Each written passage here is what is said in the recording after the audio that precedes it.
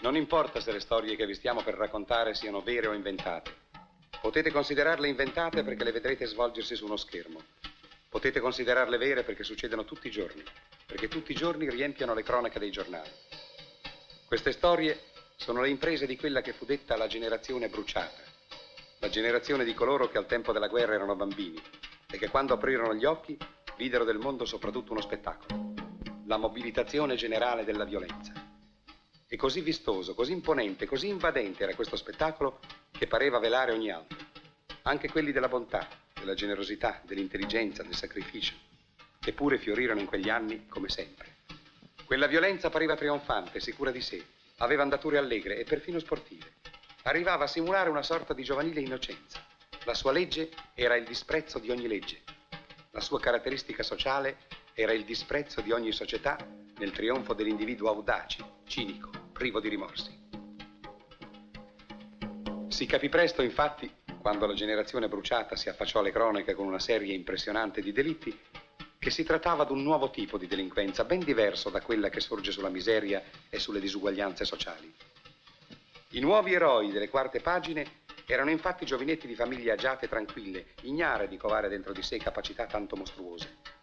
E non il bisogno, non un complesso di inferiorità sociale qualsiasi li sospingeva al delitto, bensì il desiderio di compiere gesti eccezionali, di emergere, di sentirsi protagonisti di gialli, di fumetti, di film di gangsters. Giacché guerra e cronaca nera, fumetti e cinema, tutto si fondeva per loro in un ideale solo, la celebrazione della violenza come trionfo personale. Versare il sangue aveva per loro il solo scopo di affermare, nella luce sinistra di un gesto empio, il vittorioso culto di sé. Quando, compiuto il gesto, l'eroe della quarta pagina s'avvede della sua miseria e si accorge d'essere un vinto nella più inutile delle battaglie, è troppo tardi. Ma intanto gli altri contemplano il suo gesto, ingigantito dalle colonne dei giornali, e lo venerano e meditano di emularlo. E lo sciagurato circolo riprende. Allo scopo esattamente opposto, noi raccontiamo le nostre storie. 3 storie diverse, di 3 paesi diversi, ma tutte simili in fondo nelle loro tristi ragioni. Non le racconteremo abbellite, arricchite di un fascino che nella realtà non posseggono affatto. Le racconteremo senza colorirle, senza enfasi, perché vediate la loro realtà che, guardata senza orpelli, è una realtà squallida, incapace di sedurre alcuno.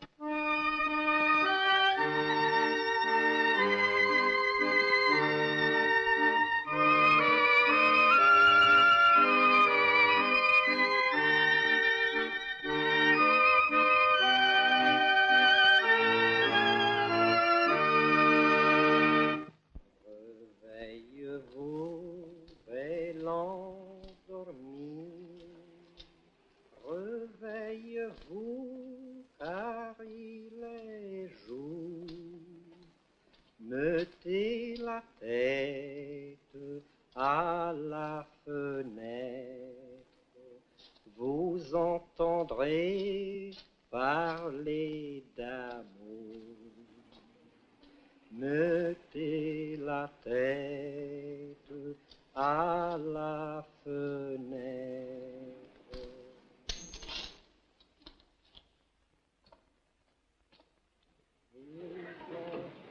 Je t'ai dit de les changer.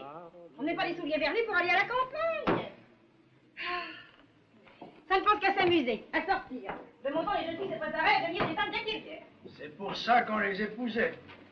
Où veut-elle aller encore? Épouser Alican. Oh. C'est une promenade que fait toute la classe. Ouais. C'est mal. Les autres jeunes filles y vont aussi? Oui.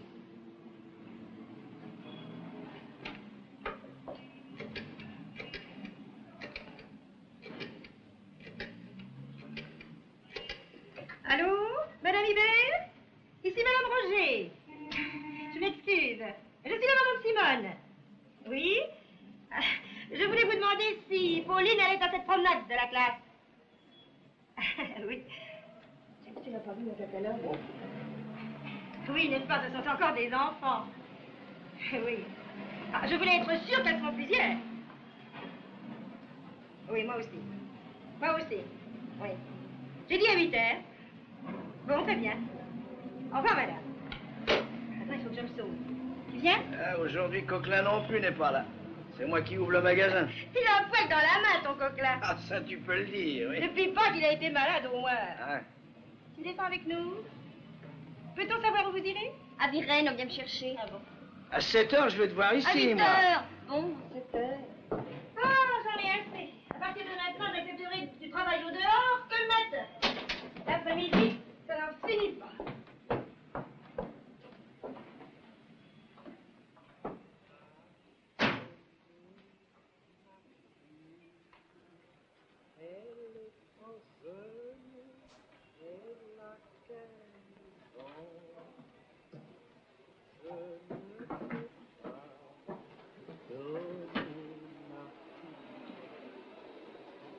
Faites l'amour un instant.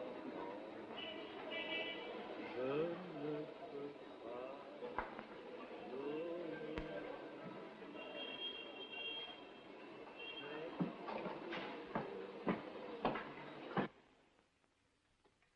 Dis donc, Georges, tu passeras chez Fournier et tu lui diras que j'irai le voir dimanche, le matin ou l'après-midi. Je sais pas encore. Vous verrez ce paysage. Pardon, hein. Question de paysage, ça c'est du paysage. Moi d'ailleurs, c'est là que je prendrai ma retraite quand je serai devenu sous-chef.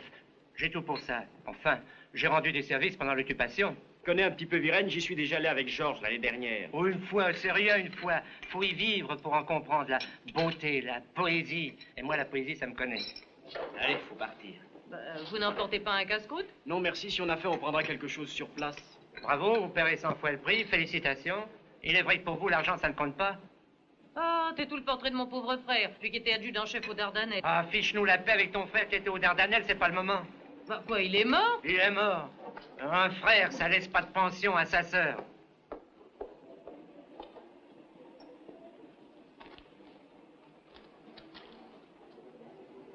T'as vu? Salaud de directeur. C'est une erreur, hein? Oh, c'est rien, maman, je te dis. Je t'avais prévenu hier que je devais sécher 1 heure. Et le prof de maths m'en veut, il voulait m'interroger pour me coller.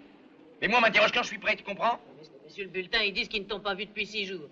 Par hasard, tout à fait par hasard, c'est moi qui ai pris le courrier. Mais si ton père savait... Mais dis-lui donc, dis-lui, non mais qu'est-ce que t'attends?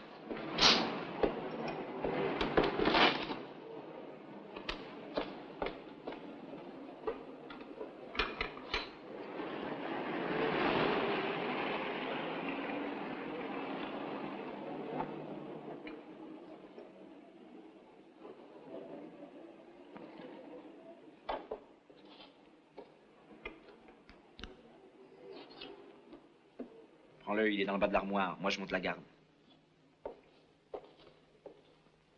Tu sais bien que je ne dirai rien à ton père. J'irai trouver le directeur, mais tu dois me promettre... Demain, je me fais interroger, et puis tu verras. Je saurai mon programme au poil. Ils l'auront dans l'os. Dis donc, André, t'as fini de te coiffer, non? Tu te prends pour Laurence Olivier? Tu sais que notre plan est prévu minute par minute. Si un détail claque dans l'engrenage, tout est fichu.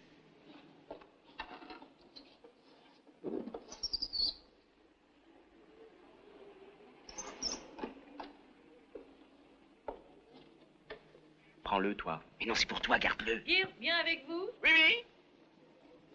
Tu lui as parlé à Pierre? Simone m'a dit que Pierre l'avait téléphoné à cause d'une grosse affaire.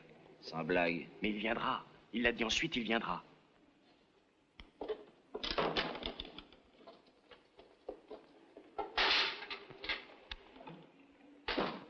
Prononce bien ou t'auras pas de cadeau. Pierre a dit aujourd'hui qu'il avait besoin de qu'il 100 devait aller à la rencontre du printemps et qu'il avait besoin de 100 francs. francs pour prendre l'autobus. Allez, vas-y. Pierre a dit aujourd'hui qu'il avait besoin de 100 francs pour prendre l'autobus. Quoi? Qu'est-ce que tu dis? Ce garçon est un nouveau Machiavel. Ça n'a servi à rien. Tu n'auras pas un sou. Métro, autobus, Coca-Cola, nous allons faire une excursion, papa. Où? Château de Virennes. Georges dit qu'il y a des souterrains qui servaient de prison secrète à Louis XI. Et intelligent comme je suis, je découvrirai forcément des trésors. Tu peux dire de ma part à ton ami Georges que je lui donne 0 en histoire. Il ne s'agit pas de prison. Ce sont des travaux entrepris pour construire l'aqueduc. On les a suspendus par suite de l'avènement de Marie-Claire. Laisse ces papiers, allons. Voyons, Pierre, tu sais bien que ton père donne une conférence cet après-midi. Je sais bien, maman, mais si je vais pas à Virennes, les autres resteront aussi. Aujourd'hui, j'ai téléphoné à Simone pour me libérer. Mais je t'assure, il n'y a rien à faire. Et puis les conférences, tu sais... Oui, justement. Tu as une bonne raison de t'instruire et d'admirer ton père. À vous plutôt que Simone. Hélène, laisse-le y aller, je ne veux pas de lui, je n'en veux pas. Marie-Claire, prends l'argent et dis à ton frère qu'il découvre tous les trésors qu'il voudra. Mais pourquoi, Gustave? Je veux qu'il vienne. Non, non et non, je t'en prie. Et si vraiment tu veux me faire plaisir, ne viens pas non plus. En voilà une idée. Il dit ça, mais au fond, il serait vexé si nous ne venions pas. Toi, surtout. Mais non, papa n'y tient pas du tout, il est bien trop modeste. Allez, donne l'argent. Dépêche-toi, Marie-Claire. Papa a dit, j'espère qu'il ira très loin. Oui, très loin. Et qu'il ne se montre surtout pas à l'Institut, sinon moi je fais ma conférence à la campagne. Devant les veaux et les moutons. Ça ne changera pas beaucoup d'ailleurs. Qu'est-ce que c'est que ça? Ta papa. Qui t'a permis de toucher à la bibliothèque de ton père? L'art? Remets-les à leur place. Tu as le temps de t'intéresser à l'art. Et prends ton pullover, il fera froid ce soir. Hélène, si tu veux m'accompagner, habille-toi, on m'envoie chercher en voiture. Gustave, avec la voiture, nous pourrions conduire. Où vas-tu, Pierre? Nous sortirons par la porte de Vincennes. Nous pourrions conduire d'abord les petites, et puis Pierre, puisque nous profitons de cette voiture. Et puis, quoi encore? Non, non, alors dépêchez-vous. Dépêchez-vous, moi je suis prêt. Pierre! Pierre! Oui, papa, j'arrive.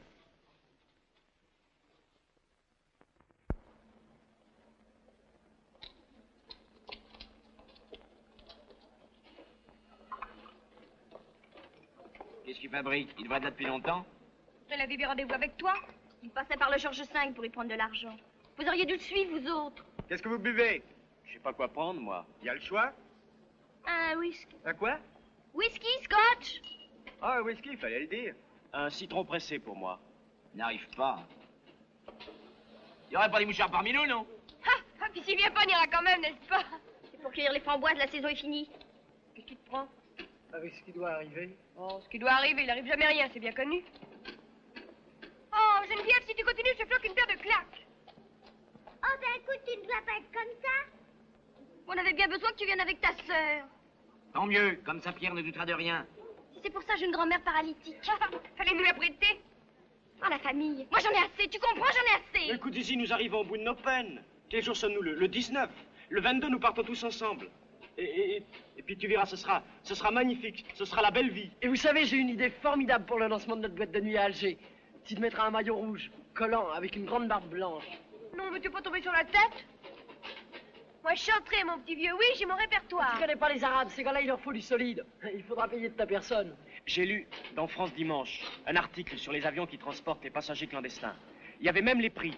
900 à la charge de 6 personnes. 900? 1000, abruti. On les aura. Vous êtes tous des gosses. Voilà. T'as pris des camels, Paul? Voilà Pierre.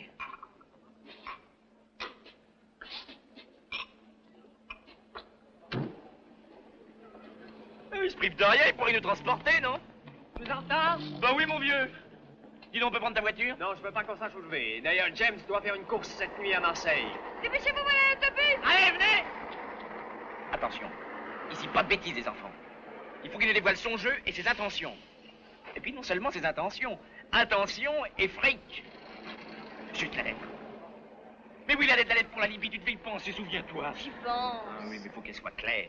Très claire. Tu comprends, moi, je connais la police. Moi, je Laisse sais que... tomber. Elle sera lumineuse.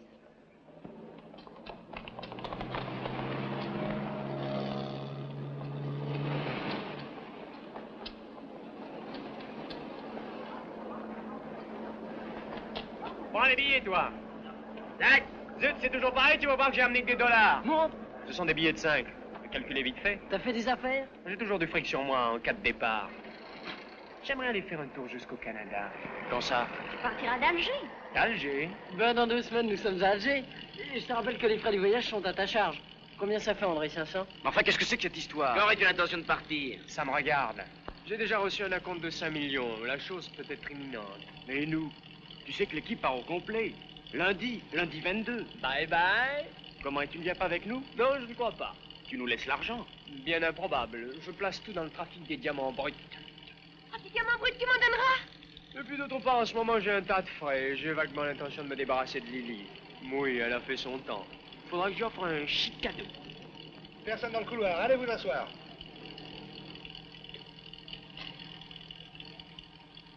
T'as entendu? Ça t'étonne? T'en fais pas, va, il fera quand même un voyage aujourd'hui. Un grand voyage. Où a-t-il mis son fric? À la banque ou chez Lily? Faudrait avoir une procuration. Pour la procuration, on la fera nous-mêmes. Et je crois qu'avec ce qu'il a sur lui, c'est déjà pas mal. Simone, t'as confiance, toi, Simone? C'est Lily? Pierre? Oh, oh, mon grand. C'est Lily. Elle est complètement idiote, une vraie sangsue. Mais physiquement, comme carrosserie, elle me plaît. Sa grande idée, ce serait que je lui colle un gosse. Ben, te prive pas. C'est ça, puis après, je l'aurai sur le dos pour l'éternité. Il y a d'autres occupations. Et puis, chacun son tour. Moi, je trouverais très normal d'être entretenu par une souris. Elles ont bien le droit de vote. Oh, puis j'en ai marre, c'est toujours la même vie. Les mêmes hôtels, les mêmes nuits. Ça fait des drôles de nuits. Tu dois te payer une bonne partie de chevaux de bois. Ouais. Si elle s'imagine me dominer, elle se trompe, la pauvre. Elle va jusqu'à payer James pour qu'il me surveille. Aujourd'hui, pour venir ici, quelle histoire, mes enfants. À la fin, elle m'annonce qu'il me donnera 100 000 francs pour que je vienne pas. Bah, les piquets, tu devrais la faire enfermer. C'est pas normal de s'intéresser aux élèves de première comme elle fait. Son argent, j'en ai plus besoin, j'en ai plus qu'elle. Elle me plaît quand elle est en colère. Ce matin, en combinaison, décoiffée, elle était formidable. Et au point de vue caresse, tu sais, meilleure encore que Martine Carole, j'en suis sûr.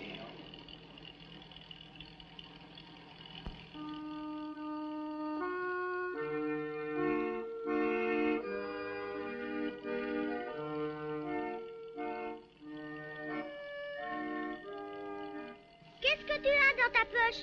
Du chocolat? Moi aussi j'ai du chocolat. Irène! Georges, on est arrivé. Geneviève. On descendra la prochaine. Irène! Arrêtez-nous au passage à niveau, s'il vous plaît. Oui, entendu.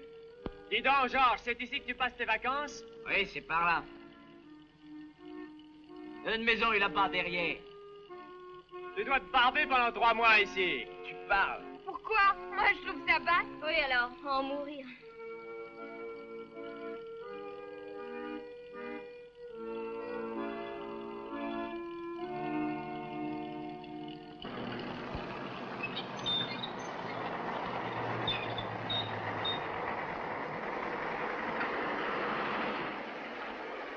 Quel côté va-t-on? Geneviève. Moi je reste ici, je descends pas. Allez, descends, fais pas l'imbécile. Moi je vais à Alger dans les boîtes de nuit. Oh, cette gosse alors. Là, le train!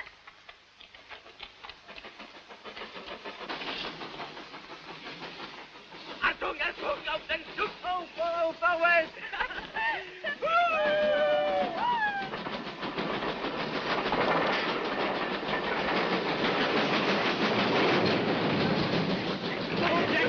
Viens, j'arrive pour les premiers! Au revoir, tout le monde!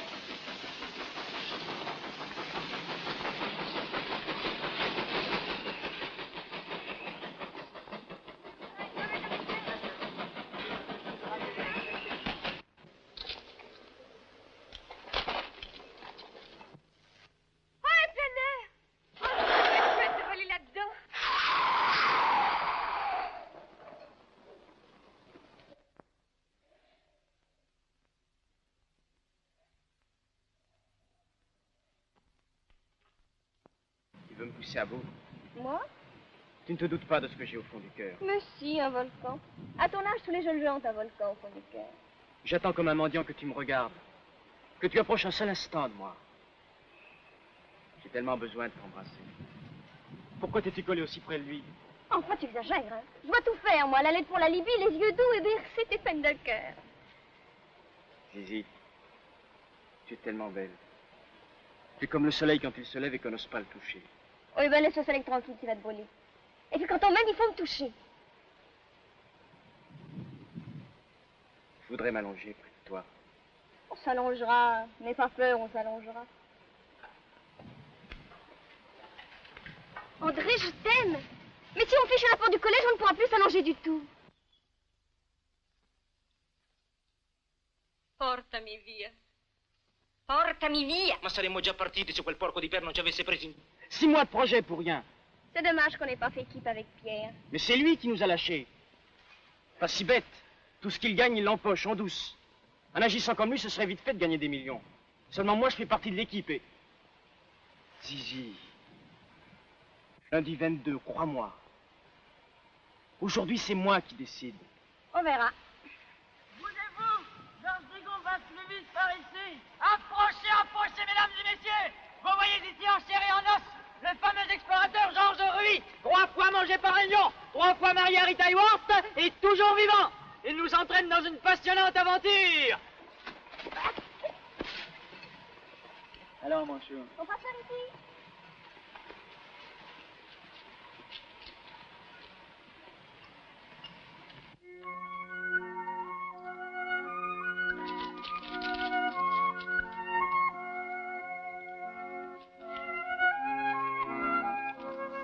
Manquez plus que ça, c'est Fournier. Monsieur Fournier, mon père m'a chargé de vous dire qu'il passera dimanche. Ah, il a dit ça? Oui, il a dit ça. Et alors? Vous vous promenez à cette heure? Oui, on a fait une petite collation dans la forêt, là. Eh ben, mes compliments à votre mère. Je manquerai pas. Quel vieux schnock. Qu'est-ce que quoi? Non, c'est rien, c'est de l'américain. Mais qu'est-ce qu'il te prend? Oh, non, laisse-les faire, va. Tu vois pas que c'est le printemps, non?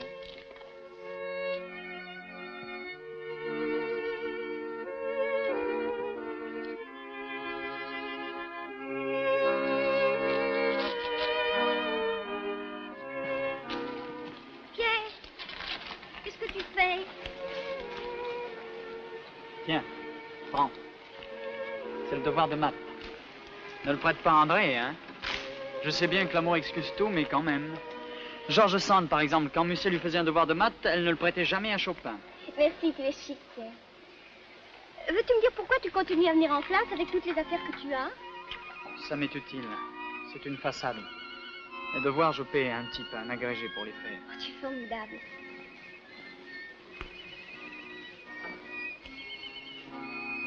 Tu te souviens, en seconde, quand tu m'as rédigé ce thème qui se terminait par une déclaration d'amour? Bien sûr, je m'en souviens. Je n'ai pas non plus oublié ta réponse. Rien à faire. Oh, tu t'es tout de suite découragé. Ça prouve bien que tu n'y tenais pas tellement, sinon tu aurais essayé encore une fois. J'étais en grand flirt avec André. Et toi avec Lily? Oh, c'est pas le même secteur. C'est une autre histoire. C'est une histoire. Et maintenant, André et toi? André, c'est un gosse. Il a un an de plus que moi. C'est un gentil camarade pour se promener à la campagne. Dis, Pierre, pourquoi ne m'emmènes-tu pas avec toi au Canada?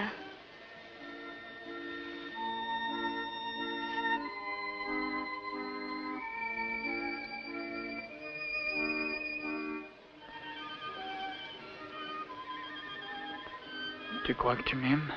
Emmène-moi. Emmène-moi.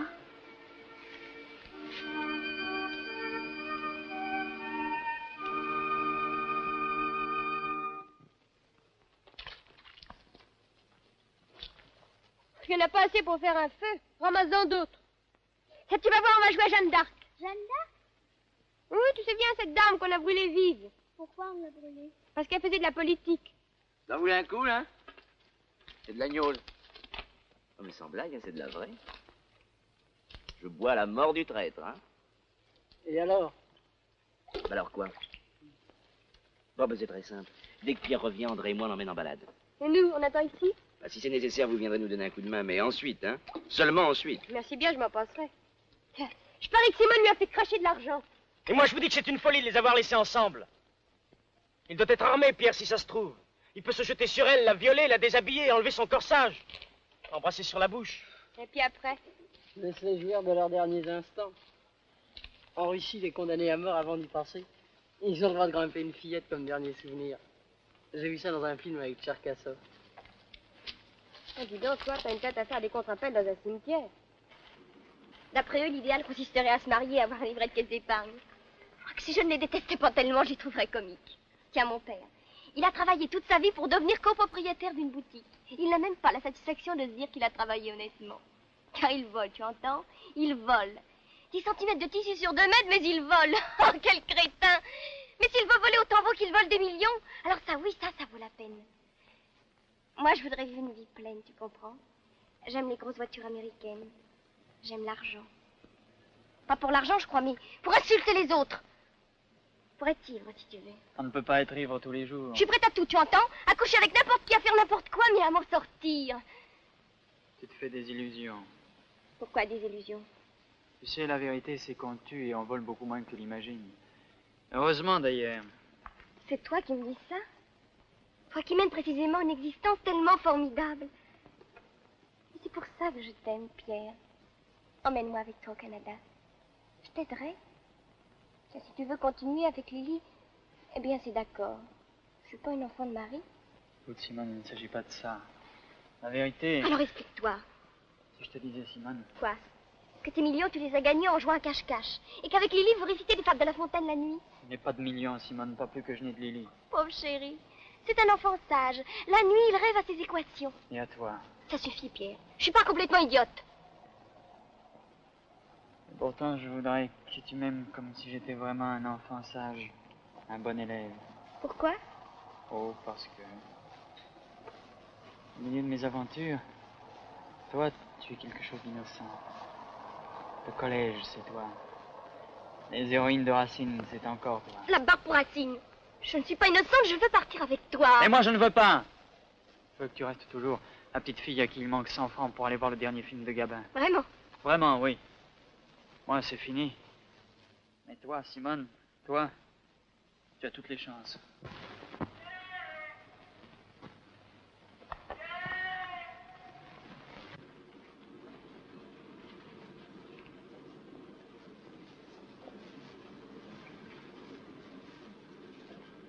Tu ne m'aimes plus, naturellement. Moi, mais si. Tu as probablement raison.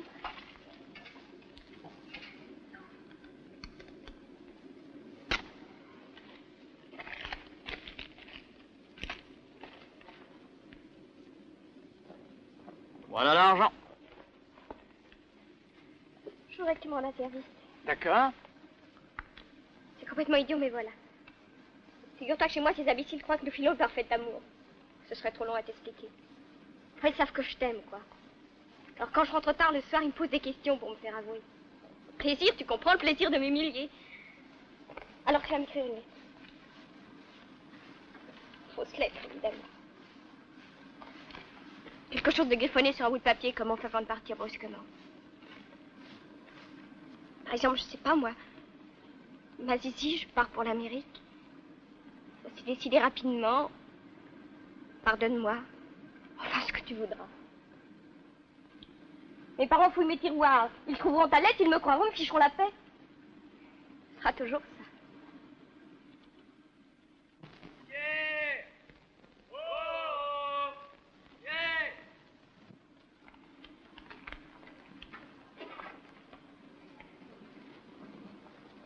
Ça m'ennuie d'en parler devant les autres. Puisque c'est d'accord. Et voilà!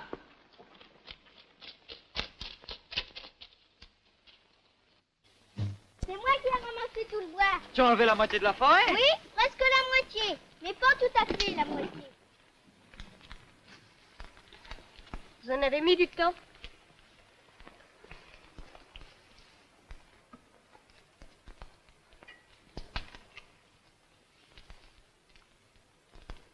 Et alors, c'est souterrain, on y va?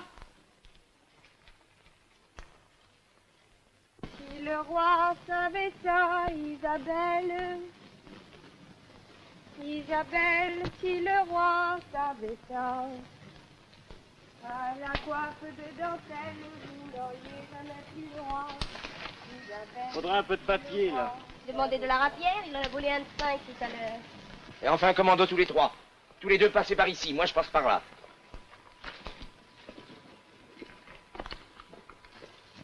Tu viens avec nous, Non, non, non, c'est beaucoup mieux comme ça. On y va? Alors, André, du courage? Tu as une américaine? C'est pour moi que tu vas faire ça?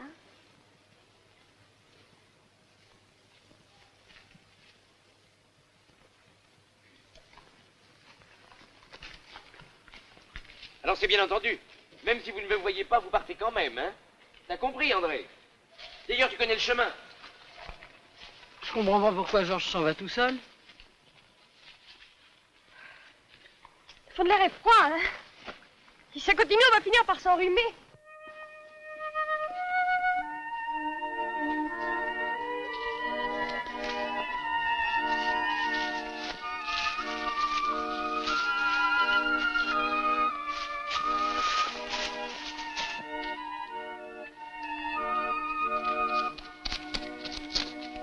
vois le château? Piquant à 100 mètres, imagine un peu que tu es dans la peau de la Topec.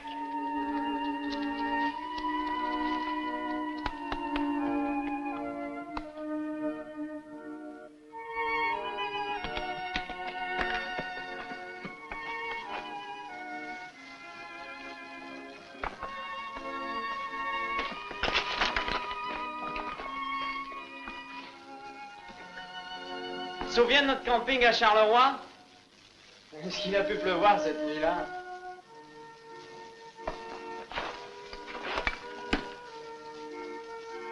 Tu n'écris plus de poèmes? Non. Puis ça me dégoûte, c'est trop facile. Je cherche autre chose, tu comprends? Autre chose. Ça te barbe quand on te parle de tes poésies? Elles sont bien pourtant, tu devrais continuer. Tiens, elles ne sont pas barbantes comme de Victor Hugo. On dirait du Prévert. Mais tu sais, Prévert, il a un drôle de succès. Où est passé Georges? Ah, il faut qu'il complique tout. Bien qu'au fond, tu sais, ça me plaît d'être avec toi.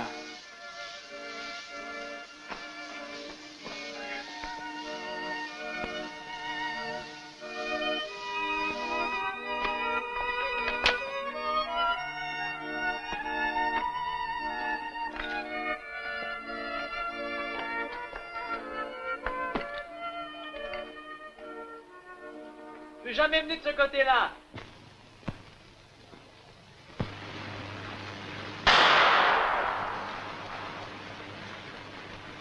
Geneviève!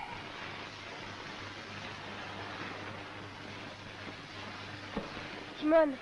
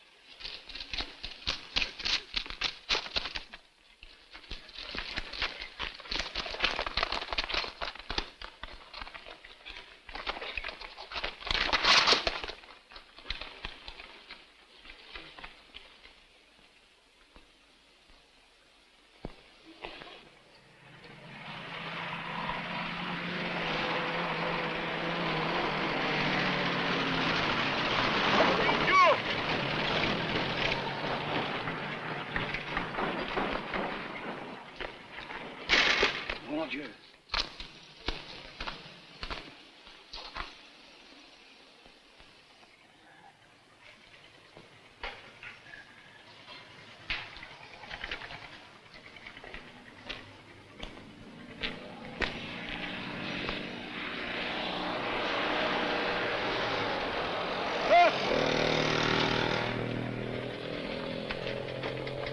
Il est blessé. Vous venez m'aider?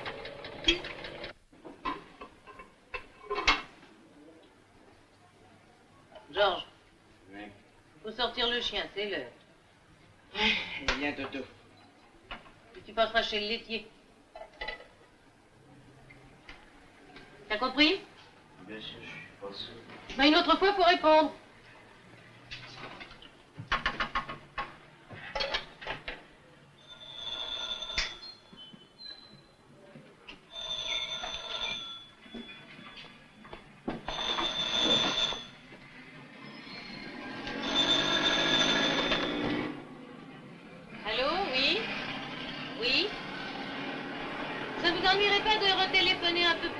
Mon mari dort encore.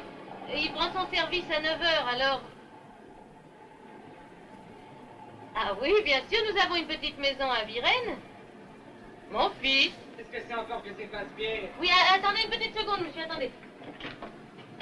C'est un monsieur qui est au téléphone. C'est un fonctionnaire de la police.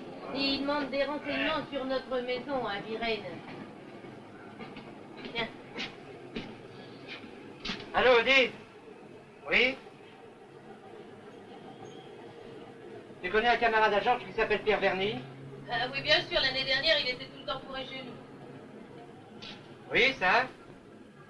Et mon fils? Où est Georges? J'ai demandé où est Georges, appelle-le tout de suite, bon Dieu! Un instant, je l'appelle. Je crois qu'il y a erreur. Enfin, de toute façon, je suis là. Je l'ai envoyé faire une course, il va revenir. Qu'est-ce qui se passe? Envoie-le-moi tout de suite, je veux parler avec Georges, c'est compris?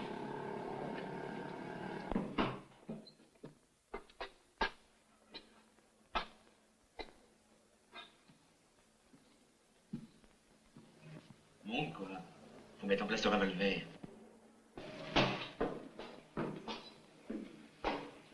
C'est arrivé à quelle heure? Il était 6 heures environ. Et où étais-tu? T'as tout pris? Je n'ai rien pris du tout, il n'avait rien.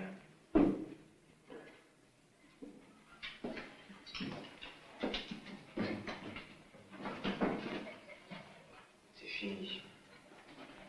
Pour moi, tout est fini.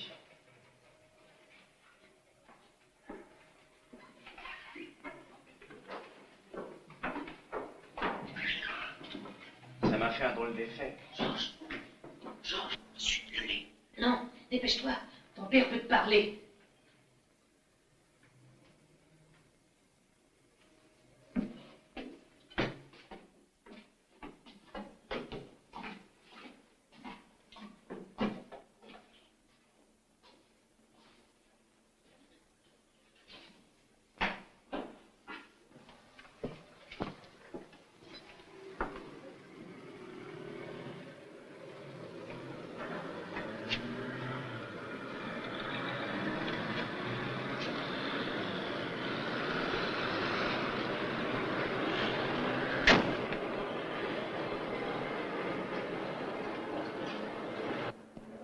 Vous avez été à Virène aujourd'hui. Oui.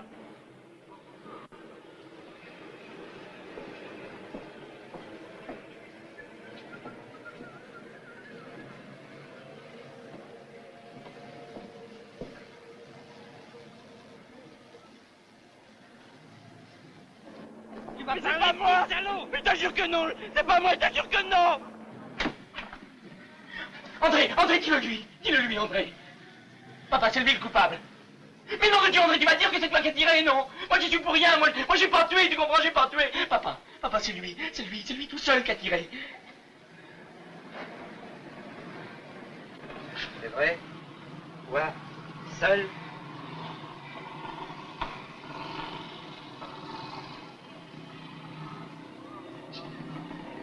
Allons au commissariat.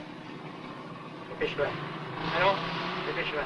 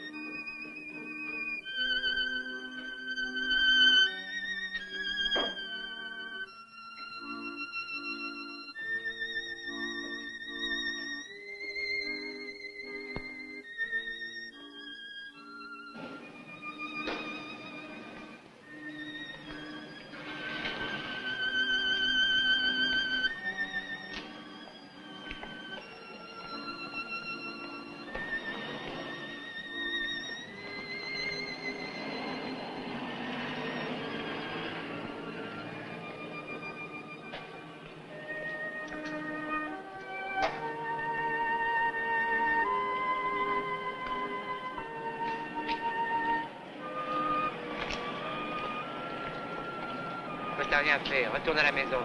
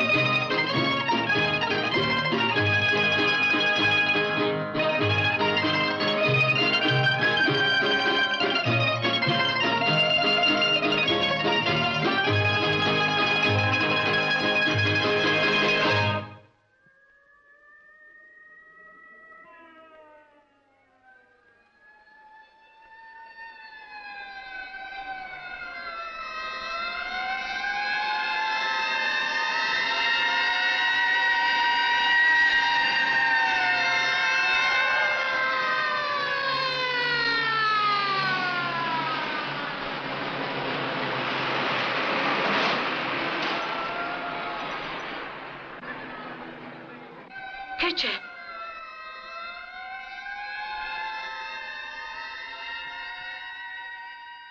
Un incendio. Già, un incendio.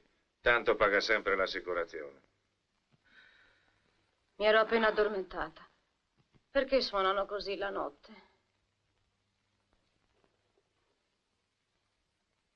Uff, che afa.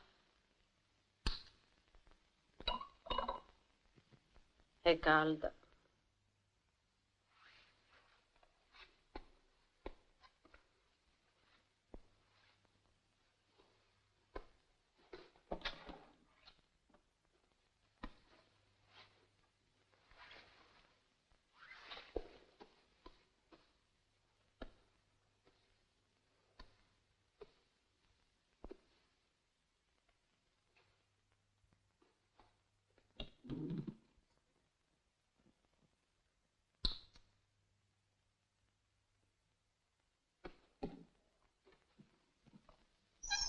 Giulio, Claudio non c'è.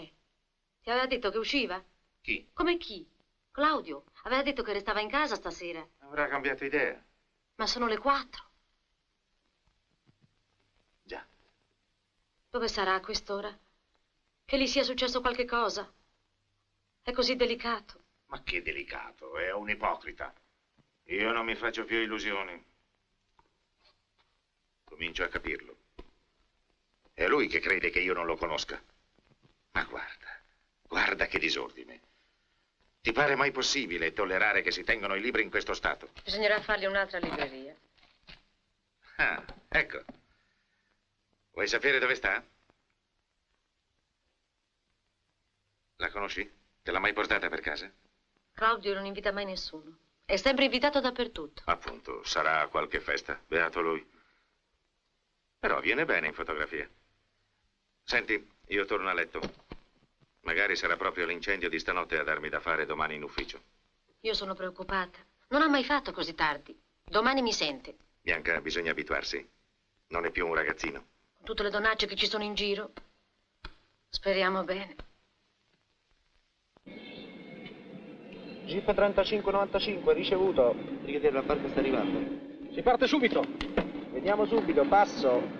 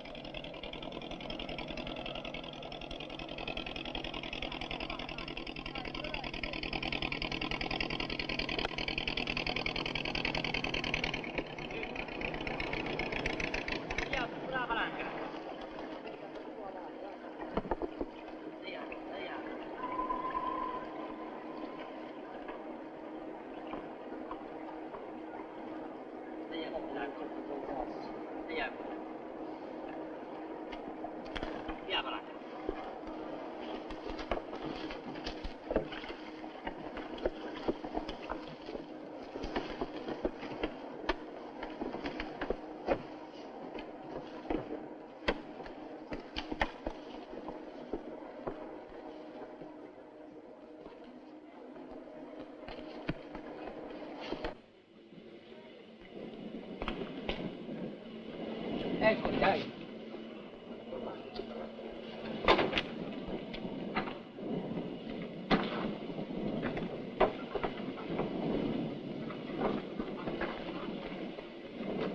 Io vado giù, da quando commerciano sigarette mia moglie non fuma più. Ma cammina, dai, va.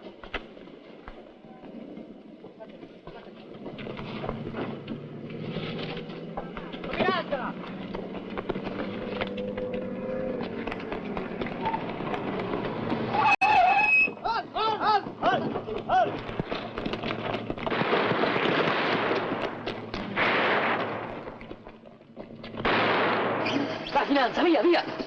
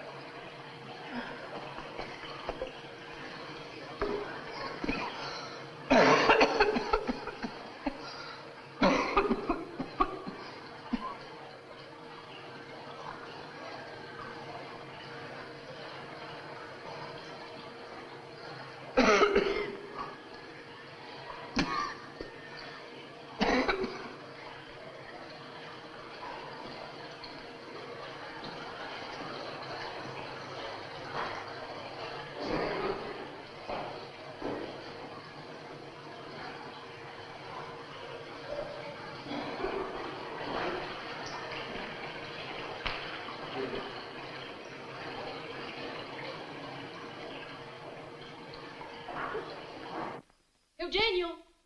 Eugenio! Comandi, signora. Il signorino ti ha detto per caso dove andava ieri? Sai se ha telefonato qualcuno? Sì, il signor Olivieri. E chi è? Ah, non so, è uno che telefona spesso. Olivieri. Ma come si chiama di nome? Se permette, signora, volevo dirle, stia tranquilla, non è la prima volta che fa tardi, forse lei non lo Perché sa. non me l'hai detto? Succedono tante disgrazie. Ma cosa va a pensare? Bianca, se devi fare tutte queste storie è meglio che andiamo subito al commissariato, agli ospedali, dove ti pare. Ma non è mai successo. E succede oggi.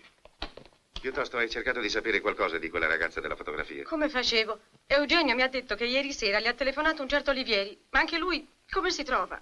Ma è mai possibile che tu non conosca neanche gli amici di tuo figlio? Saranno compagni d'università. Vabbè, ho capito. Vado al commissariato. Vengo anch'io. No, non c'è bisogno. Aspetta che ti telefoni io quando avrò parlato col commissario.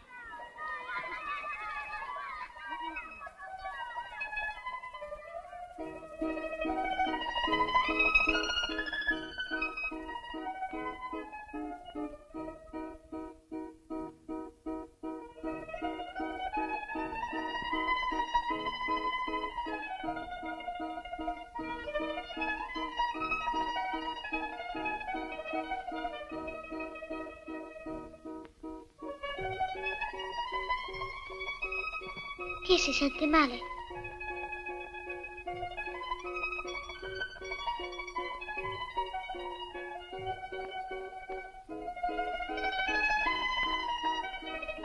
Vuole che chiamo qualcuno?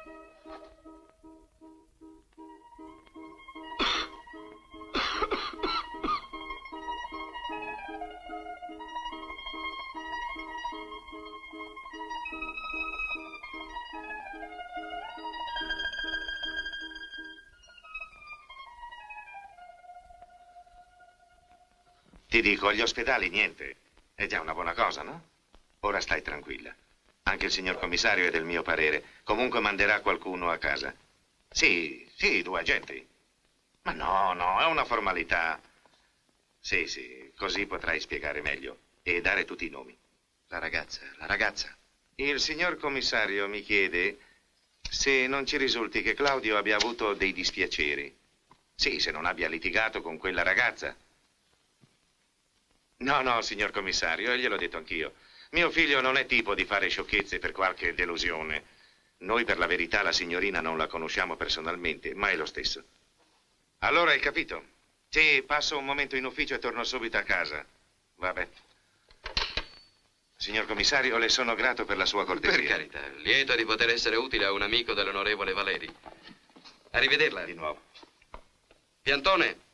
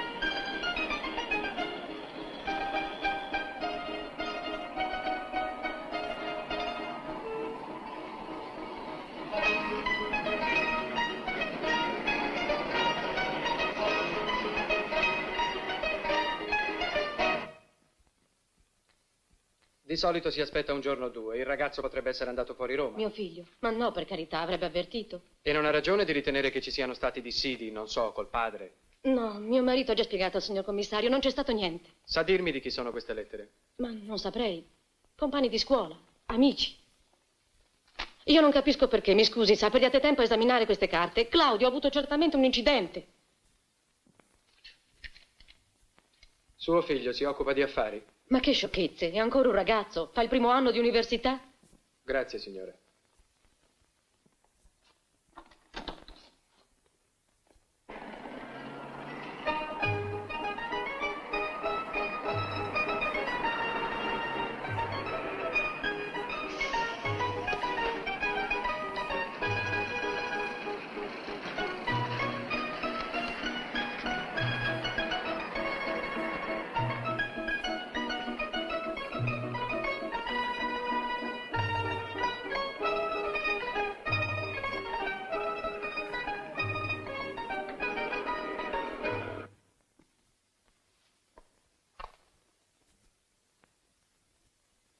Vieni tu.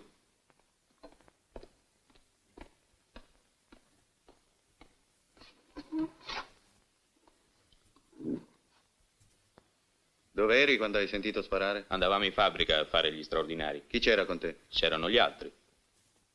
Che ora era? Saranno state le 5. Vengo da casa Valmauro. Dopo. No, scusi, quel giovane Claudio Valmauro. Guardi cosa ho trovato.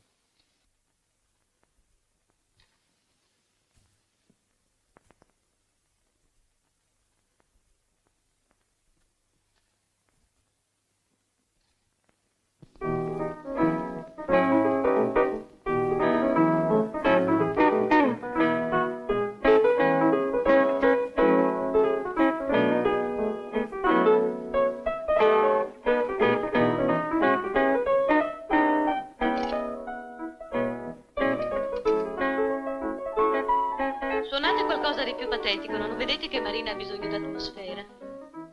Ragazzi, telefoniamo a Claudio che venga, altrimenti siamo rovinati.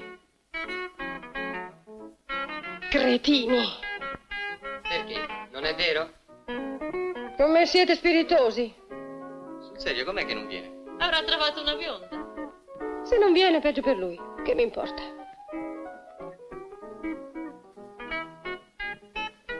Cos'hai? Se vuoi che ti consoli, sono qui. Eccolo, sta calma. Fa l'esistenzialista. Claudio! È da stamattina che tua madre mi tempesta di telefonate. Hai incominciato alle 8. Che t'ha detto? I tuoi sono andati al commissariato. Dove sei stato stanotte? Perché hai quella faccia? Ma non possiamo uscire un momento? Mi fai lasciare tutti quanti così? Ragazzi, fate conto di essere a casa vostra, eh? Cosa c'è? Niente. Andiamo via.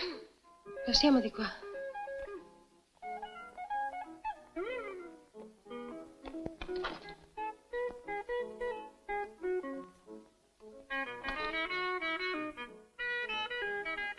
Marina Locatelli. Sì, al terzo piano. È in casa? C'ha pure gente, al ricevimento. Venite, vi accompagno.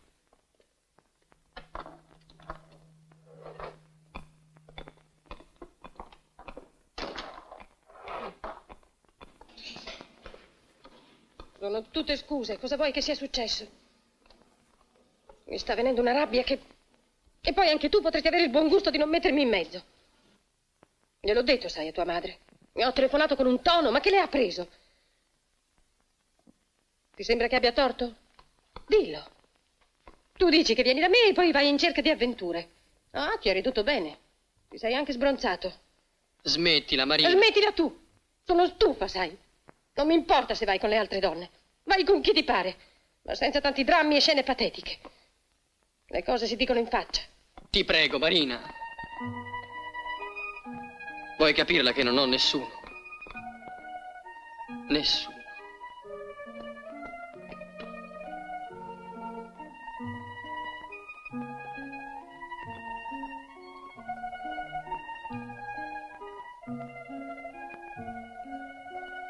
Non credevo di volerti così bene, Marina.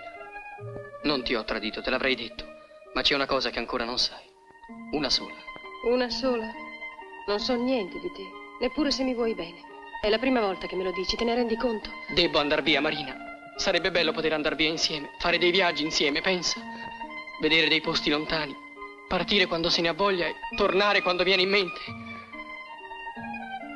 Così è bella la vita. Solo così si può essere felici.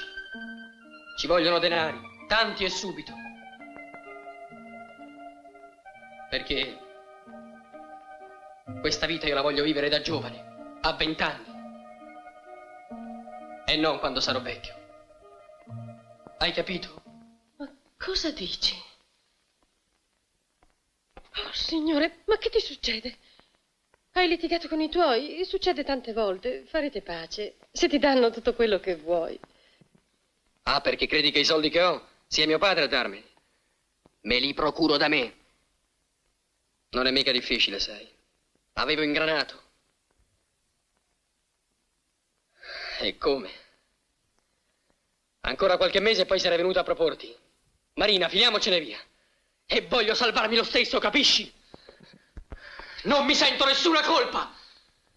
Non riconosco a nessuno il diritto di togliermi la libertà. Che cosa dovrei fare? Andarmi a costituire? Passare degli anni in galera. Perché? Rinunciare a tutto. Non mi rassegnerei mai. Mi sembra di impazzire solo a pensarci. Ma ti rendi conto? Rinunciare alla mia giovinezza. Ho fatto di tutto per godermela. E credo ancora di avere questo diritto. Anche ora che ho ucciso un uomo. Sì, Marina. Ho ucciso un uomo. Sei pazzo. Ma di che cosa stai parlando? Andiamo via. Forse noi due non ci vedremo mai più, Marina. Claudio. Scusami. Fammi il piacere. Andiamo via di qua. Non verrai compromessa. Tu non sai niente. Non sai niente, capito? Non sai niente.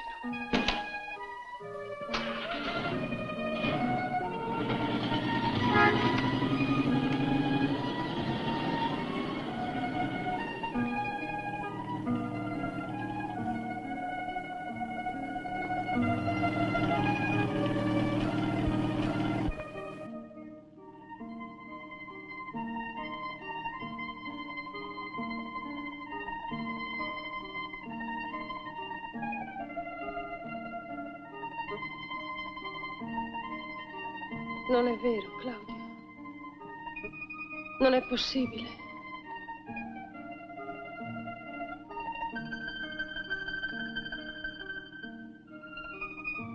È vero, Marina. So che avrei fatto meglio a non dirti niente. Ma avevo bisogno di dirlo. Non ho rimorso, sai. Non mi riguarda, è come se non fosse successo a me. Se non mi sentissi tanto male.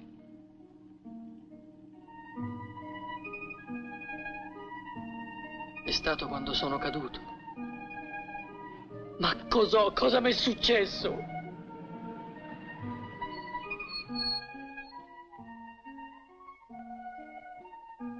Cosa ti senti? Non lo so, sto male. Dimmi cosa ti senti.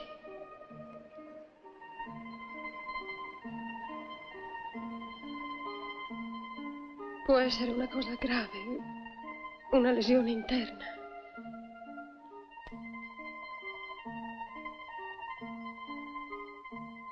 Claudio.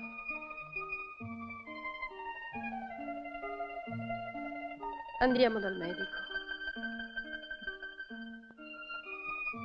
Ormai che importanza? No, ti porto dal mio medico di casa. Non aver paura.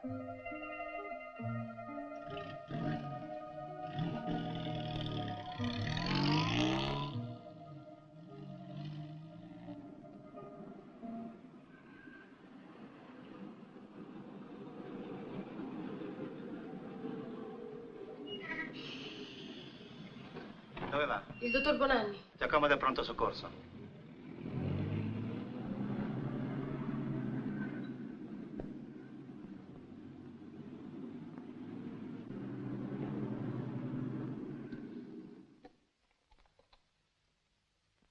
Aspetta un momento, torno subito.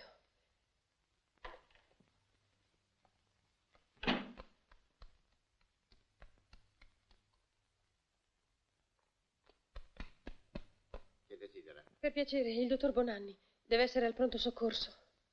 Chi è lei? Gli dica la signorina Marina.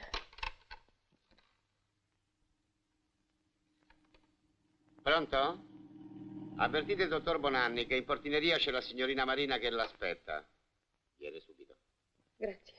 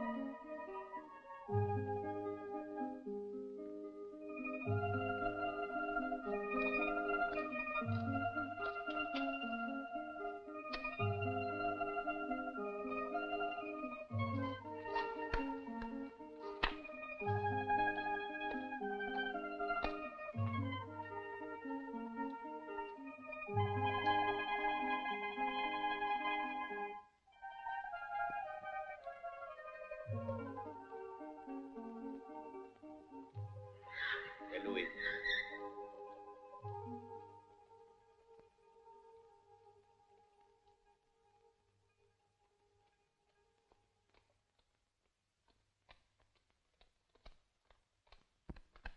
Signora, il signorino è tornato. Dov'è? Nella sua camera. Che cosa ha detto? Come sta? Claudio! Claudio! È tornato! Ti prego, Bianca, lascia fare a me. No, io! Calma, calma, è una faccenda che riguarda me. Buonasera, commissario. La ringrazio. Ma mio figlio è tornato proprio ora. Mi dispiace di averla scomodata. Stia tranquillo che... Devo pregare suo figlio di seguirci al commissariato. Al commissariato? Chiama il medico, presto, presto.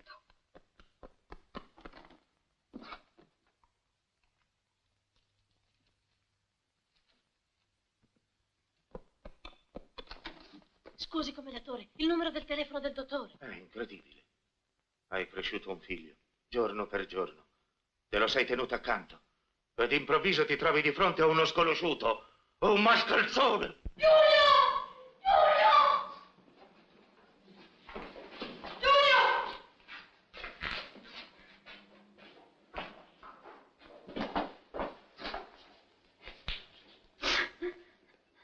Che ti hanno fatto? Che ti hanno fatto? Che ti hanno fatto? Claudio! Che ti hanno fatto? Claudio! Che ti hanno fatto? Claudio!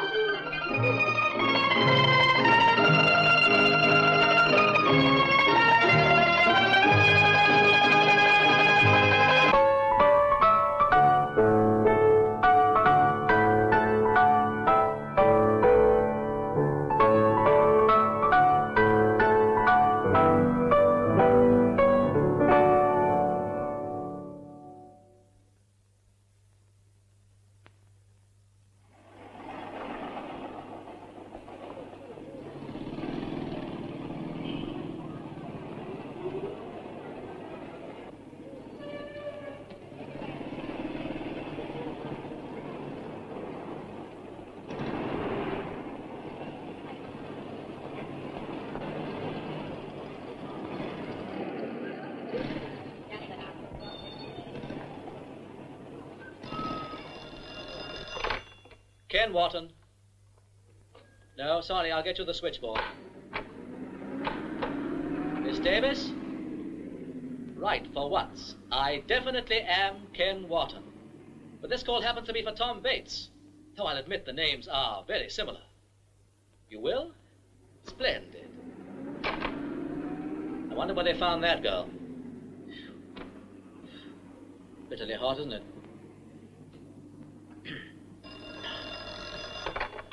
Ken Wharton. No, I'm afraid not.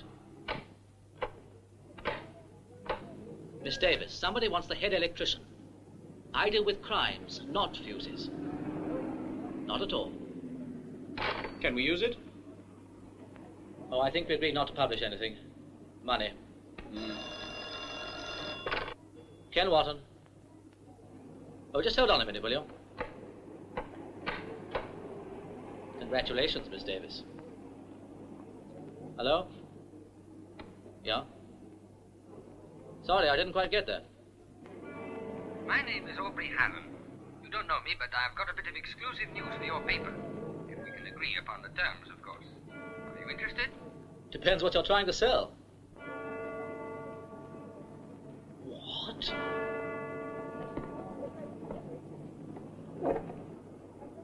Look, I can't hear you very well. This is a rotten line. Can you... Give me your phone number. I'll call you back. What exchange? Saffron. Saffron 2041. It's a public call box. Right, well, stay there. Give me the saffron, please, quick. Yes, yes, right away. I want the saffron, please. No, Miss Davis, it's not a trunk call. Give me that saffron number, will you? Some chap called Hallen says he's found the body of a murdered woman and wants to sell us the corpse. 200 quid. Cheap for a corpse. Saffron 2041. Anyway, keep him talking on the phone. If the police know about it already, it'll cost us less. Yes, Miss Davis, I know. It's all very confusing, but I want. Yes, I also want Saffron 2041. Yes. Hello? This is Ken Wharton of the Daily Witness. Oh, that's all right, dear. We'll just have a little talk with your Auntie Maud, then we'll go home. What do you think, dear? Is the gentleman going to use the telephone or not? The disgusting behavior of some people. No manners at all. Come on, dear. Poor little puppy dog. He's such a darling boy.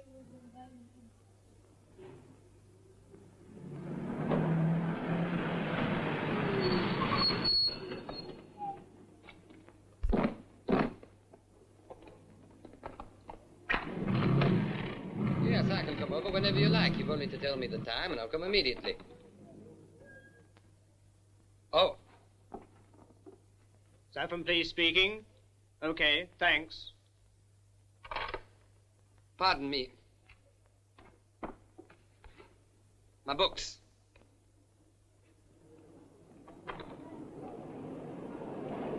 Well, where do we go? I'll show you. All right, get in.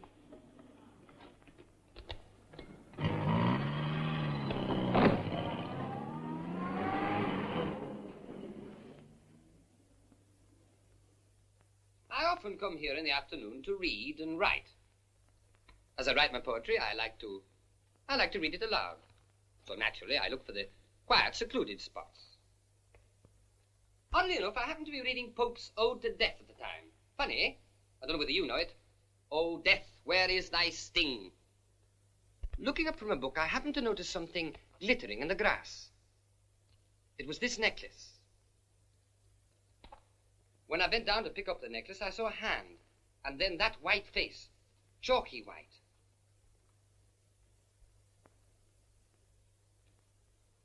Chalky white.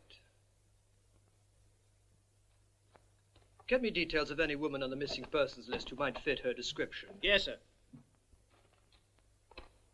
Strangled, eh? Why didn't you inform the police? Well, as a matter of fact, I'd half a mind not to tell anyone.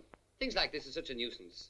Do you realize you've kept me hanging around here at least 2 hours? That's too bad. What made you change your mind? I thought I had to get mixed up in this business. I might just as well make something out of it. Are you Aubrey Hallam? Yes. I'm Ken Wotton of the Daily Witness. Oh. Well, you can write that article if you want to. Okay. Have you finished with him? Not yet. I shall want you in my office to sign a statement. About that article. I think whatever your paper usually pays for a piece of sensational news like this, I should get double. Oh? You see, I can give you the story ready for publication. I'm a writer. A journalist? Poet. Really? You propose to write it in verse? Mr. Hallam. Yes? Look, there's no time to lose if you're going to get your story out tomorrow. I think you'd better come up to London as soon as they finish with you. Oh, righto. I'll be waiting for you, okay? Okay.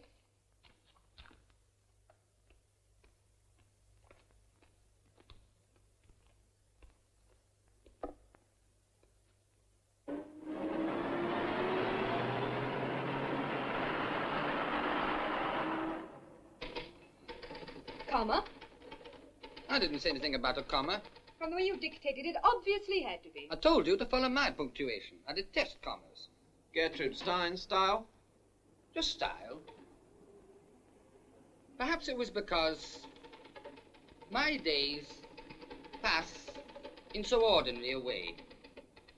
Grey days, empty days, that the white, lifeless face of the woman I found lying on the heath shocked me. What was wrong with the piece you did? Too many commas. Full stop. It is strange, I find myself remarking, how many things one sees at a glimpse. Full stop. Had they sent the pictures, the poet wants to choose the one to be published. Naturally. They won't be ready before he leaves. Oh, I'm not leaving. I intend to spend the night in London. You'll have to foot the full bill anyway. You better leave it to us to pick the best one. No, thanks. I don't think the ones in profile will be any good. Not unless they're touched up. Touched up? It's going to be printed across 3 columns, isn't it? Have you ever had your picture across the front page of a newspaper? Not that I can remember. Supposing you print, say, 400,000 copies of your paper. By the day after tomorrow, at least 1 million people will have read my article and seen my photograph. It stands to reason I want to look my best. Quite. Yes, that's right. I'm so glad. I say, can you let me have the money at once? Yes, I dare say I can arrange it. In cash? Why? Want to do the town? No, I thought I might go to the dogs. It's an odd way for a poet to spend the evening, isn't it? You keen on dog racing? Frankly, it bores me to death. But it pays. Want to go into partnership?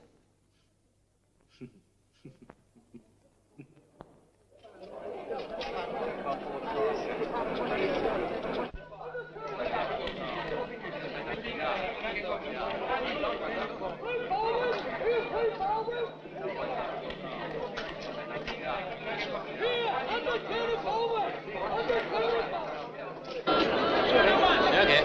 We made a bet? Yes, a quid on number 3, 10 to 1. Childish. Now, what's your idea? The favourite, of course.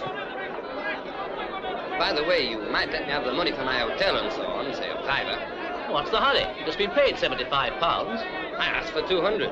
You're a great businessman, aren't you? I'd like to read your poetry. It must be rotten. Give me that £5, I want to make my bet. you are. The favourite. £80 to win. £80 to put it down to 98. You must be mad. Well, does it put my money on a certainty? I'm not an amateur, you know. You're a funny sort of chap. I do certain things to get certain results. And I don't make mistakes. Yes, I've noticed that. Come on, let's get out of here. We can't see anything.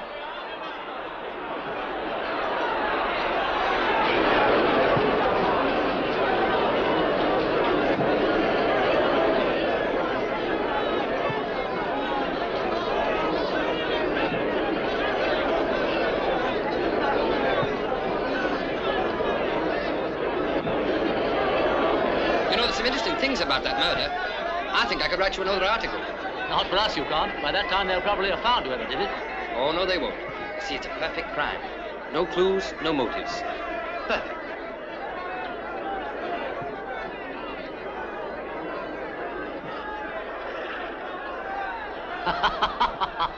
Wait till she sees my photo in the papers tomorrow. She'll be sorry. Did you win? Of course. I'll just go and collect my winnings and then we'll go. I'm not interested in the other races.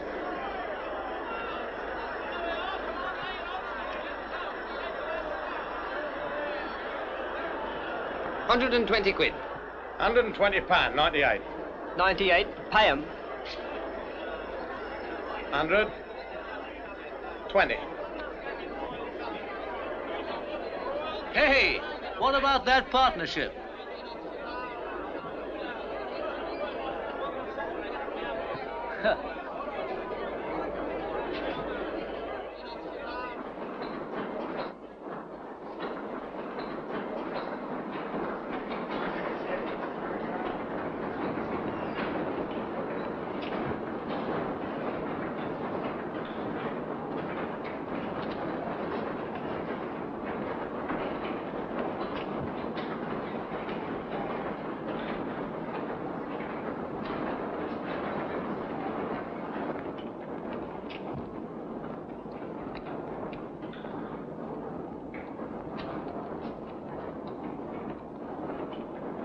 Fancy spending your life at a job like that. Oh, I don't know. It pays well, and anyway, one job is as good as another. They're all equally absurd. Unfortunately, one has to work. Why? I don't. I did try it once, mind. It was in a big shop. I went there because of a girl. I stuck it for a fortnight until I discovered I could see her whenever I wanted to without the fag of working. Well, if it isn't a rude question, how do you make a living? Well, that's easy if one happens to be blessed with a good brain. It takes my father 2 months to earn what you just paid me, and to see what I can do with a bit of capital. Psst.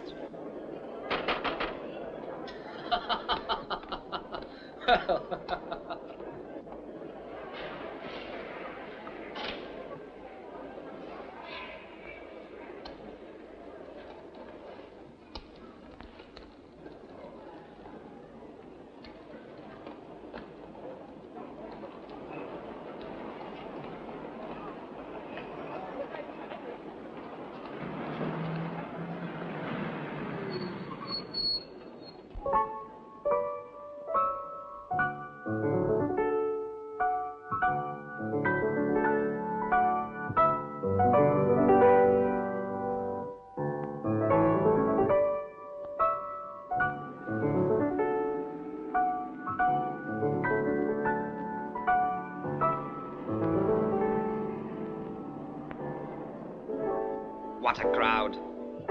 I'd like to have all the money they're spending tonight to be bored stiff. It's just possible they're not.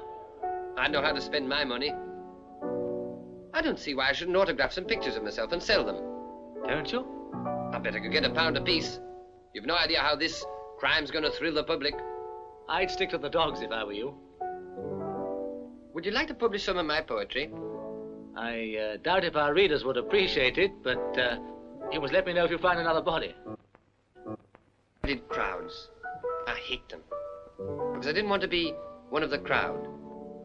But when you're a somebody, it's different. Then it's millions of people who envy and admire you. You talk as though Mrs. Pinkerton got herself murdered just to help you become a somebody. Anyway, she gave me my opportunity. Or rather, the person did who... I wonder what he was like, the chap who killed her. His hands, I mean. Big and strong, I imagine. What do you think his hands were like? Like yours, perhaps.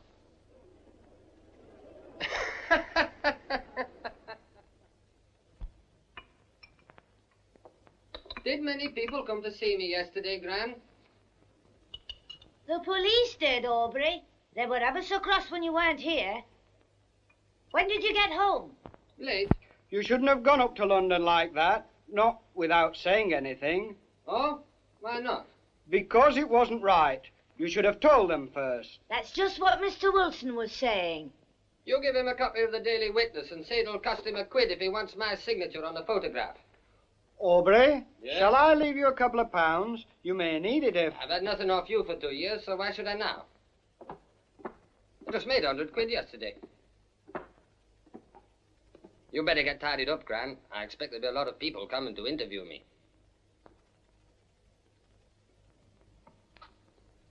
Just thinking of himself, Mr. Wilson. That's all. I'll tell Aubrey what we think about the way he's behaving. Disgraceful. That boy'll get himself into a lot of trouble. Serve him right and all. I must be off. It's late.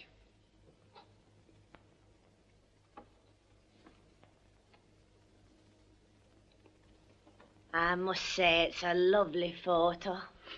I wouldn't know it was our Aubrey.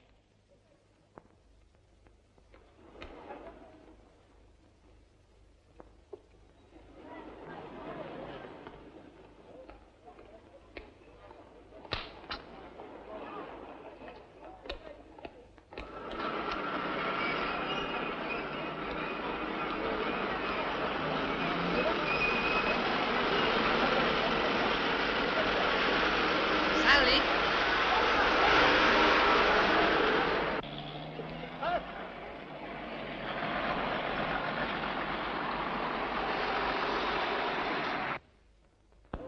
Off to work. I'll bet those chaps at the shop were green when they saw this. Even the newspapermen in London said it has style. It's early. Have a cup of tea. No, thanks. I can only spare a few minutes. I've got to go round now and see the police. Listen, Mr. Hallen, I thought I'd made it quite clear that I don't want to see you. I don't want you to ring me up or write poetry about me or anything. There's no point in it. There is for me. Well, there isn't for me. I hope you don't mind everybody staring at you just because you're with a celebrity. I don't see there's anything so wonderful about stumbling over a woman someone's murdered. It's nothing to boast about. You should hear what some people are saying. Oh, I know that I should have told the police first. Is that why you won't see me? It's not the only reason. But you think they're right, eh? I do. You've no idea how stupid the police are. It took them hours to come to the decision I'd reached in 5 minutes that the woman had been strangled. I think I could be a lot of help to them. Why, isn't that nice? Then you'll be able to write some more articles. Certainly. You just keep watching the papers. You'll be reading about me again.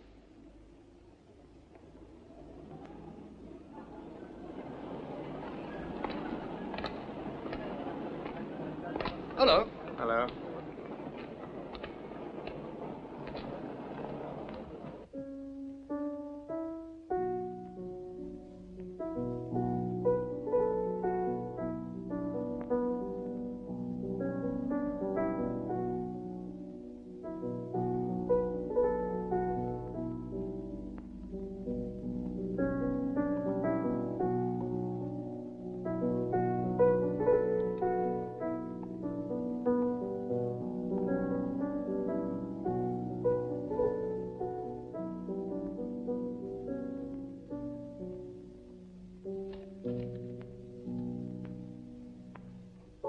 Your name is a murmur, Sally.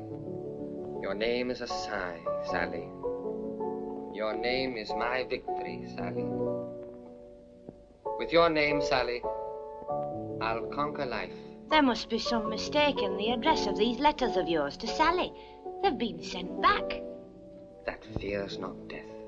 Not feeling well, dearie? You shut yourself up in here too much. Well, not much to go out for in this dead and alive hole. Gran, could you lend me £1? Ask your father. I'm asking you. You had such a lot of money last week. And I'll have a lot more soon. Oh, come on, Gran, lend us £1. It's a good investment. I've got to go to London. Thanks.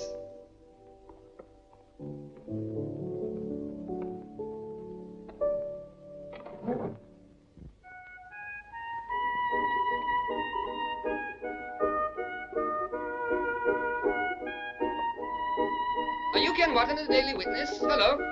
Hello. I'm Aubrey Hallen. Well, what brings you back to London, eh? Oh, I've come to see you. I thought I'd miss you. I called at your house and they said you just left. Seems my good luck's still holding. I thought I told you we're not interested in any more articles. Haven't found the murder yet, have they? They will. Give these gentlemen a tanner, will you?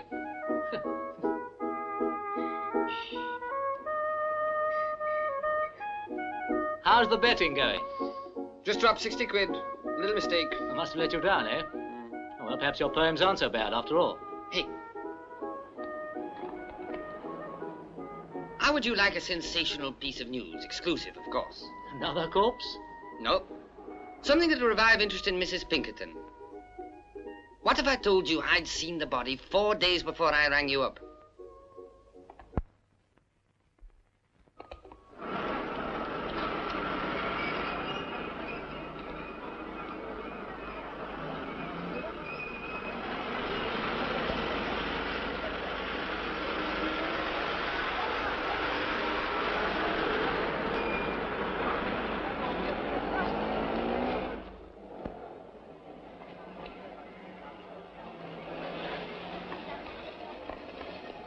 Well? If it's true, I'd say you ought to go to the police. Excuse me, I am rather busy. But I'm offering you a story. Of course, if you tell the police like you did before, I shall just deny I ever said it. I see. Mind you, I wouldn't deny it if you made it worth my while. Look here, Helen. I don't know what you're up to, but it's about time you pulled yourself together. A newspaper man is harder than one to preach a sermon. Especially one on my paper. You've got a certain amount of brains. Pity you waste your time like this. I know I could have a steady job at £7 a week, keep my nose to the grindstone a ton of oil until the war comes. No thanks. I like to play for big stakes, and that's what I'm doing now. Well, does my proposition interest you? No. But it should interest the police. And perhaps not even them now. After all, the autopsy showed that Mrs. Pinkerton had been dead for 4 days. The fact that you found the body earlier than you said, if it's true, proves nothing. Except that you're even more a peculiar person than I thought. But not very convincing.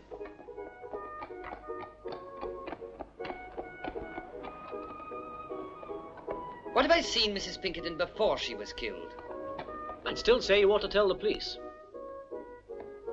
Supposing I told you that I killed Mrs. Pinkerton? I wouldn't believe it. I've considered the possibility, but I don't think you've got the guts. That's just where you're wrong. Thanks. Well, Aunt Janie, we're going to be late. I murdered her on Wednesday the 4th in the afternoon. Actually, I met her at the cinema.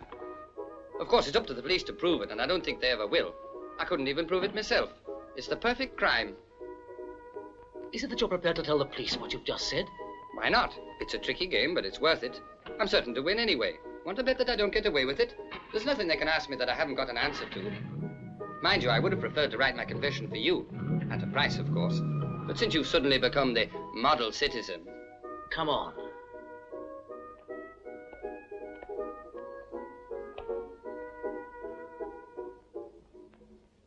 Yes, that's the house where poor Mrs. Pinkerton lived. There. I saw her go out that day. A lot of lipstick she had on, too. Then, later in the evening, when my kid, don't know why I said kid, she's got one of her own already, said hello to the young man. I turned to Mrs. Conroy there. Isn't that Mrs. Pinkerton, I said. Isn't that right, Mrs. Conroy? Yes, dearie. Then Maudie, that's my daughter, and she was at school with the Helen boy. She said it was him Mrs. Pinkerton was with. Were you very friendly with him? No, not really. I never understood him properly. He seemed sort of different from other boys. Always writing poems about me. Was he in love with you? He said so. After I wouldn't see him anymore, he went on writing letters with poems in them. I sent the last few back without opening them. You haven't talked to him much lately? Only once. He was waiting for me on my way to work. That was after the body of Mrs. Pinkerton was found? Yes. He had that paper with his photo in it. Seemed very pleased with himself. I see. I must come and have another talk with you sometime. Good day.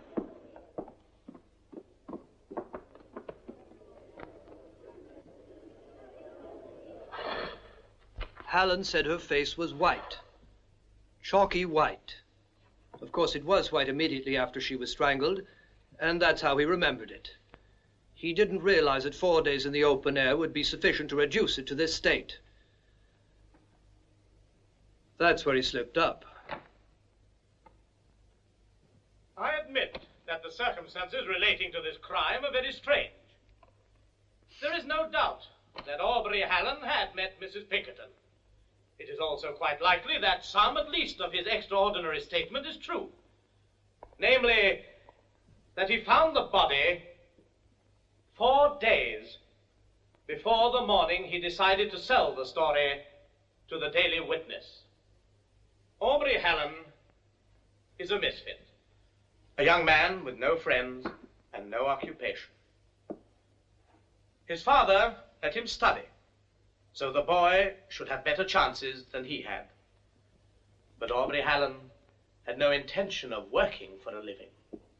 He grew up alone, thinking only of himself and how to make money and become famous quickly.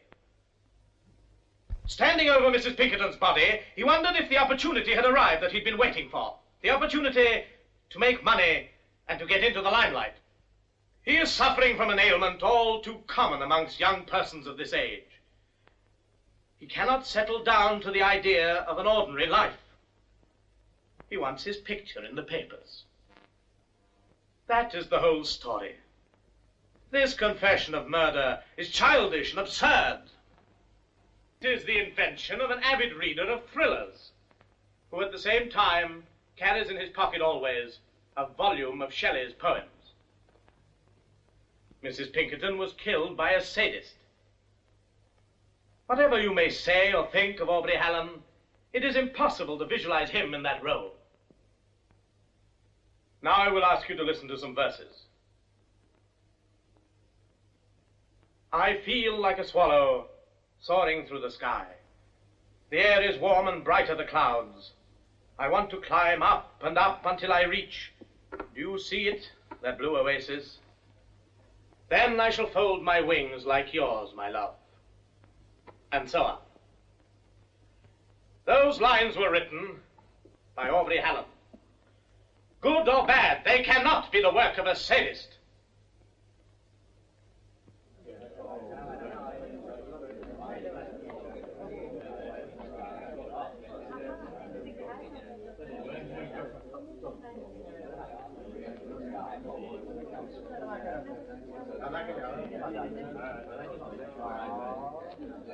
Silence in court. Finished?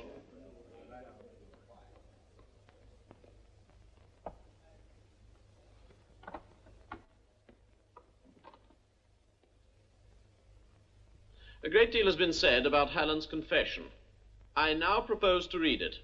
I've already said I meant to be accused and then deny the accusation. Be quiet, man. Afterwards I shall write about this experience. On August the 4th, I went to the Saffron Cinema. I was sitting in one of the seats when the woman in the next seat tried to get into conversation. In spite of the darkness, I realized the sort of woman she was, so I didn't answer. But she went on talking to me, and in the end, though I don't know why, I agreed to follow her outside. She came out after me, and we talked outside the cinema. At first, I felt a little embarrassed and regretted the foolish impulse which had prompted me to give way. I realized that I had acted on the spur of the moment. Nevertheless, it was now too late. My last attempt to escape the situation was frustrated by her all too real presence and insistence.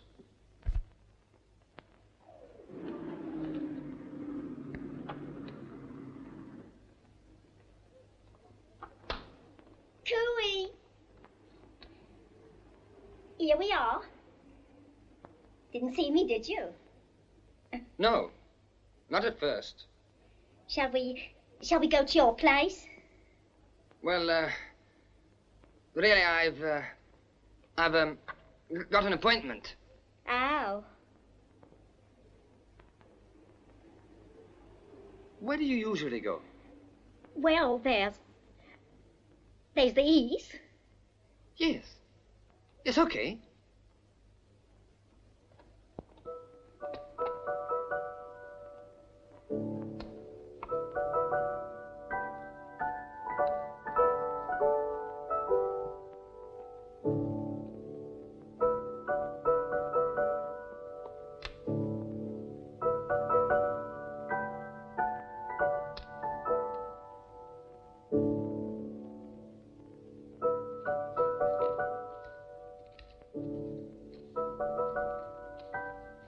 nice out this time of year.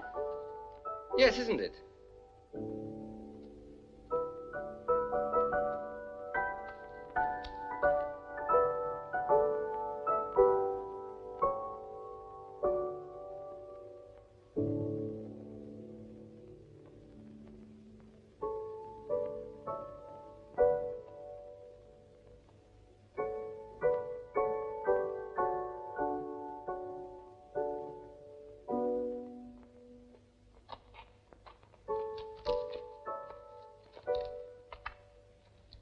You're just a boy, aren't you? I got a daughter about your age. In trouble, too, she is. My husband's in prison, and I got my youngest girl to keep. So I have to make my living somehow, haven't I? I haven't had much luck. Maybe I don't deserve it. I'm sure you do. Shall we stop here? Looks nice to me. Got experience, haven't you?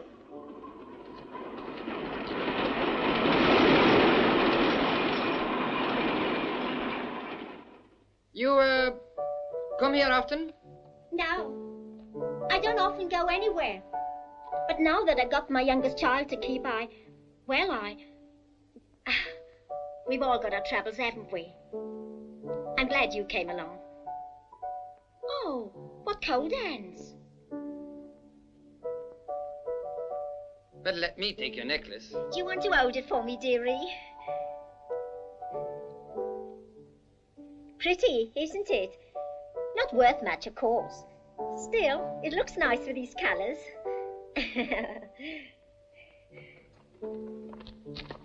Oh dear, there goes my best stockings. Come closer, bad boy, it's cold. Cold, are you? Well, lie down here then.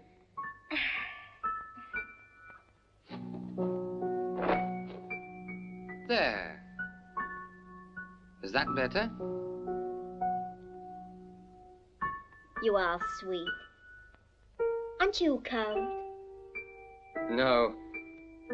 I'm all right. Look.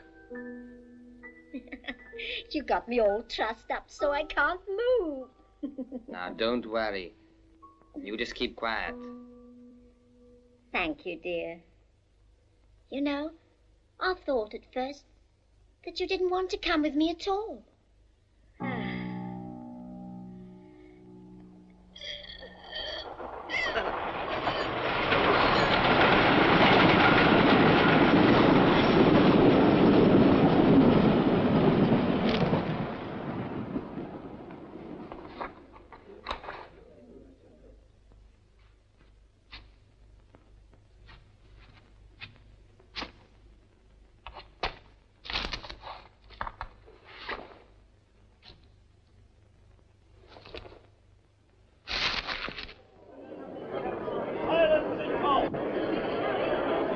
Members of the jury, you will now retire to consider your verdict. Mr. Gilbert, it appears the accused wishes to say something. Have you anything to say before the jury withdraws? No. The members of the jury are entitled to think what they like. Do you realize that you have been accused of killing a human being? The death of a human being is of no importance. I will well and truly keep this jury in a quiet and convenient place. I will not allow anyone to approach or speak to them. Neither will I speak to them myself without leave of the court.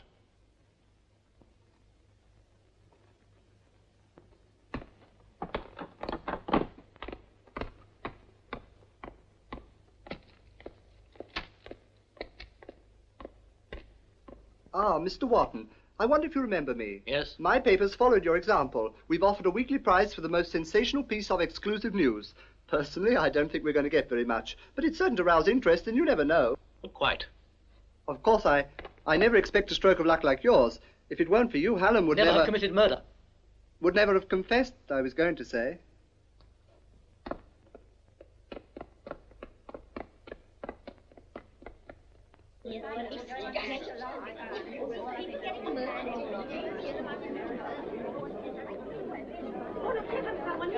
How did it it go? What's the verdict? Was he condemned to death?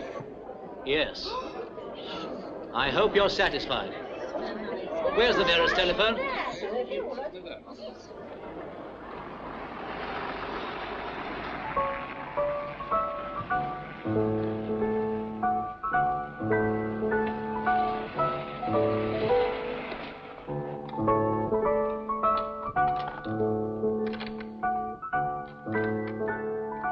I want a London call quickly, please. Central 9090.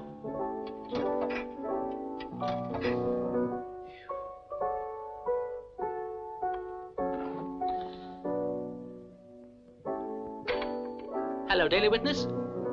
Ken Wotton here. Yes, Miss Davis, I'm quite aware that Mr. Wotton is not in London because I am Ken Wotton. Now listen, Miss Davis, I've had just about as much as I can stand. Yes, yes.